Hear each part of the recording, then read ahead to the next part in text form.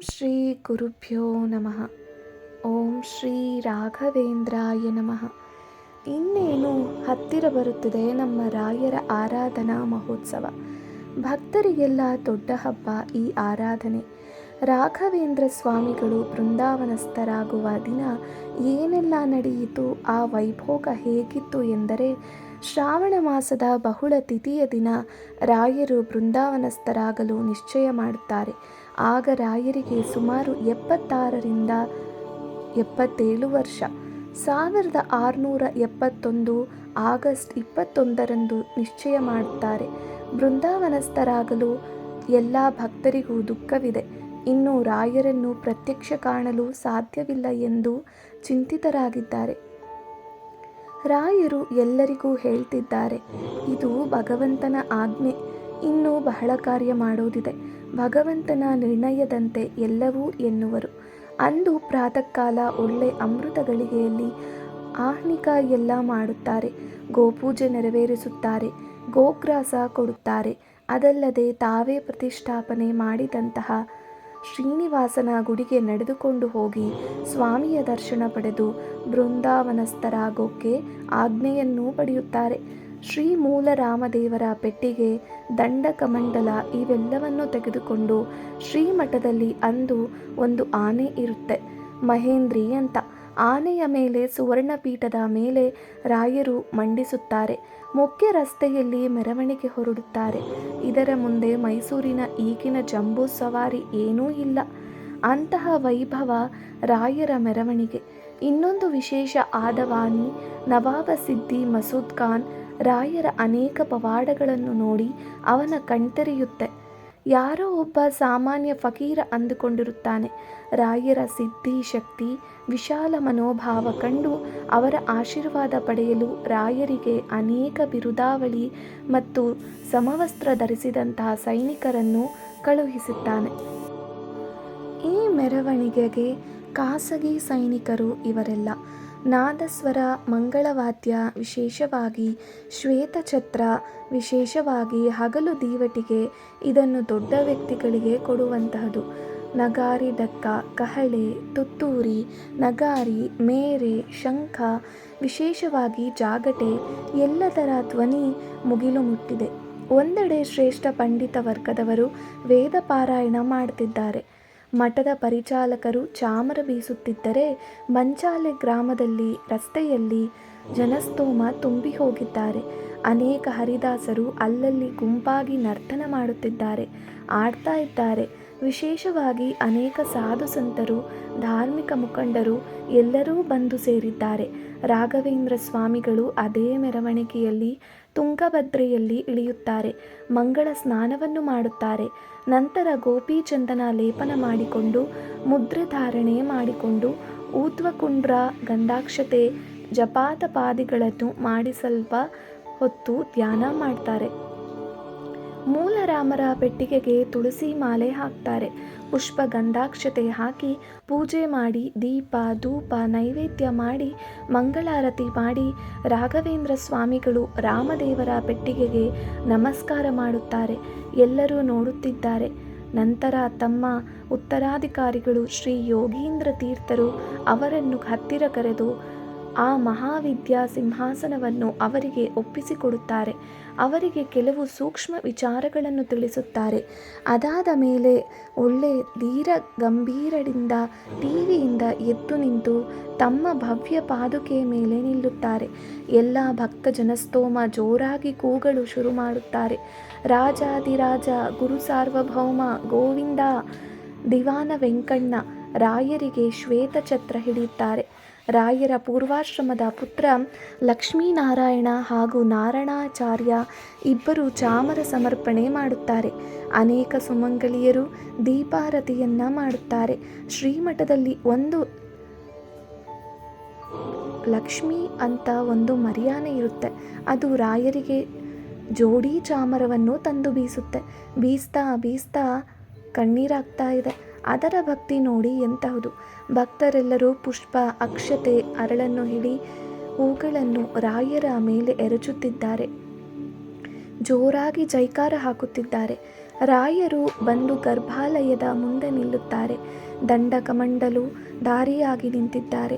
ಬಲಗೈಯಲ್ಲಿ ಕಮಲಾಕ್ಷ ಮಾಲೆ ಇದೆ. ಕೊರಳಲ್ಲಿ ಭಗವಂತನ ಪ್ರಸಾದವಾದ ಹಚ್ಚ ಹಸಿರಿನ ತುಳಸಿ ಮಾಲೆಯನ್ನು ಧಾರಣೆ ಮಾಡಿಕೊಂಡಿರುತ್ತಾರೆ. ಯಾವಾಗ ರಾಯರು ಗರ್ಭಾಲಯದ ಮುಂದೆ ನಿಂತುಕೊಂಡ್ರೋ ಆಗ ಎಲ್ಲ ಜೈಕಾರ ಹಾಕ್ತಾ ಇದ್ದಾರೆ.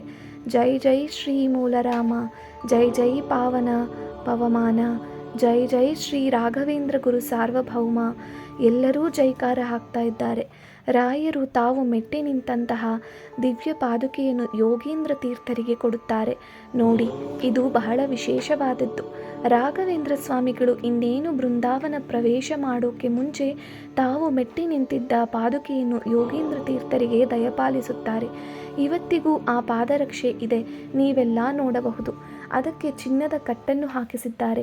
ಮಂತ್ರಾಲಯದಲ್ಲಿ ಇವತ್ತಿಗೂ ಇರುವ ರಾಯರು ಉಪಯೋಗಿಸಿರುವ ಪಾದುಕೆಗಳನ್ನು ಯಾರು ಬೇಕಾದರೂ ನೋಡಬಹುದು. ಯೋಗೇಂದ್ರ ತೀರ್ಥರ ತಲೆ ಮೇಲೆ ಕೈಯಿಟ್ಟು ಅವರಿಗೆ ಸ್ಪರ್ಶ ಮಾಡಿ ಶಕ್ತಿ ತುಂಬುತ್ತಾರೆ. ಅವರು ಪುಳಕಿತರಾಗುತ್ತಾರೆ. ಯೋಗೇಂದ್ರರಿಗೆ ಮೈಯೆಲ್ಲ ಜುಮ್ಮೆನಿಸುತ್ತದೆ. ಗುರುಗಳ ಪೂರ್ಣ ಕಟಾಕ್ಷ ಅವರಿಗೆ ಪ್ರಾಪ್ತಿಯಾಗುತ್ತದೆ. ಯಾಕೆಂದರೆ ಪೀಠವನ್ನು ಮುಂದುವರಿಸಿಕೊಂಡು ಹೋಗಬೇಕಲ್ಲ. ಭಕ್ತರೆಲ್ಲ ದುಃಖಿಸುತ್ತಿದ್ದಾರೆ. ಕೆಲವರು ವಿಷ್ಣು ಸಹಸ್ರನಾಮ ಹೇಳ್ತಿದ್ದಾರೆ, ಕೆಲವರು ವೇದ ಪಾರಾಯಣ ಮಾಡುತ್ತಿದ್ದಾರೆ, ಕೆಲವರು ದೇವರ ನಾಮಗಳನ್ನು ಹಾಡ್ತಿದ್ದಾರೆ. ಹೇಳ್ತಾ ಹೇಳ್ತಾ ಕಣ್ಣೀರಾಗ್ತಾ ಇದ್ದಾರೆ.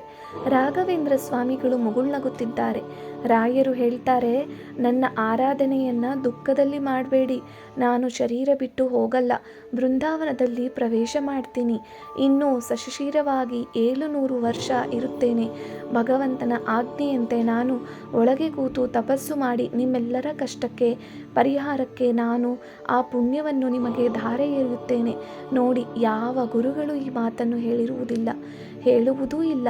ಭಗವಂತನಲ್ಲಿ ಕುರಿತು ಜಪ ಮಾಡ್ತೀನಿ, ತಪಸ್ಸು ಮಾಡ್ತೀನಿ, ಆ ಪುಣ್ಯವನ್ನು ಸಂಪಾದನೆ ಮಾಡಿ ನಿಮ್ಮ ಕಷ್ಟ ಕಾರ್ಪಣ್ಯ ನೀಗೋಕೆ ನಿಮಗೆ ಆ ಪುಣ್ಯವನ್ನು ಧಾರೆ ಎರೆಯುತ್ತೇನೆ. ನಾನೆಲ್ಲೂ ಹೋಗುವುದಿಲ್ಲ, ಈ ಬೃಂದಾವನದಲ್ಲಿ ಇರುತ್ತೇನೆ, 700 ವರ್ಷ ಇರುತ್ತೇನೆ ಎನ್ನುತ್ತಾರೆ. ಇವತ್ತಿಗೂ ಅವರ ಮಹಿಮೆಯನ್ನು ನೋಡಬಹುದು. ಬೃಂದಾವನಸ್ಥರಾದ ಮೇಲೂ ಅನೇಕ ಘಟನೆಗಳ ನಾವೆಲ್ಲ ಕೇಳಿದ್ದೇವೆ.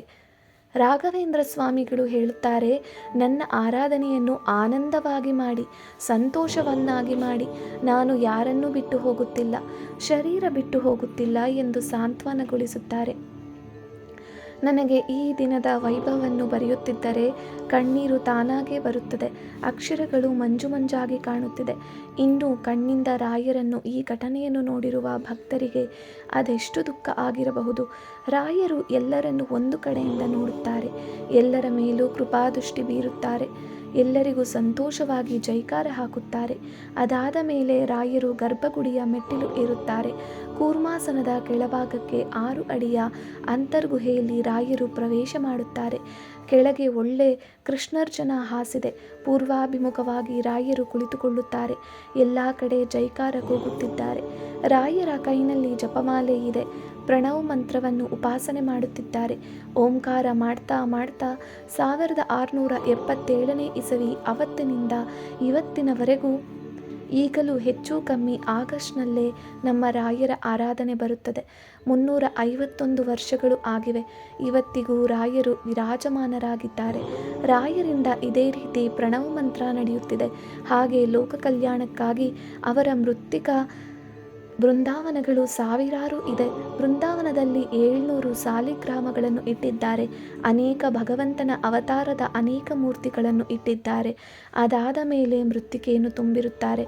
ಈಗ ಎಲ್ಲೆಲ್ಲಿ ರಾಯರ ಮಠ ಇವೆಯೋ ಅಲ್ಲಿಗೆ ಈ ಮೃತ್ತಿಕೆಯನ್ನು ತಂದು ಹಾಕಿರುತ್ತಾರೆ. ಅದಕ್ಕೆ ರಾಯರ ಸನ್ನಿಧಾನವಿರುತ್ತದೆ. ಅಷ್ಟು ಶಕ್ತಿ ರಾಯರದ್ದು.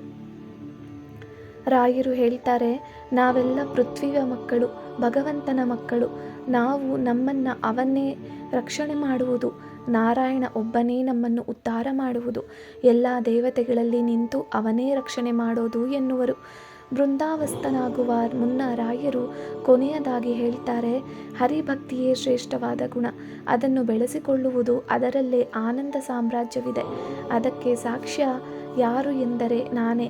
ಸಾಕ್ಷಿ ಎನ್ನುತ್ತಾರೆ. ರಾಯರು ಪುಳಕಿತರಾಗಿ ನಾವು ಏನೇ ಮಾಡಿದರೂ ನಮ್ಮ ಬೆನ್ನ ಹಿಂದೆ ಭಗವಂತ ಇರುತ್ತಾನೆ ಎನ್ನುತ್ತಾರೆ. ರಾಯರು ಭಗವಂತನ ವೈಶಿಷ್ಟ್ಯತೆ, ಸರಳತೆ, ಮಹಿಮೆಯನ್ನು ಎಲ್ಲರಿಗೂ ತೋರಿಸಿಕೊಟ್ಟು ಮಂತ್ರಾಲಯದಲ್ಲಿ ವಿರಾಜಮಾನರಾಗಿದ್ದಾರೆ. ಇನ್ನು ಭಕ್ತರ ಕಷ್ಟಗಳನ್ನು ನೋಡುತ್ತಾ ಸುಮ್ಮನಿರುವರೇ? ದುಃಖದಲ್ಲಿ ಇದ್ದರೆ ಬಿಡುವರೇ?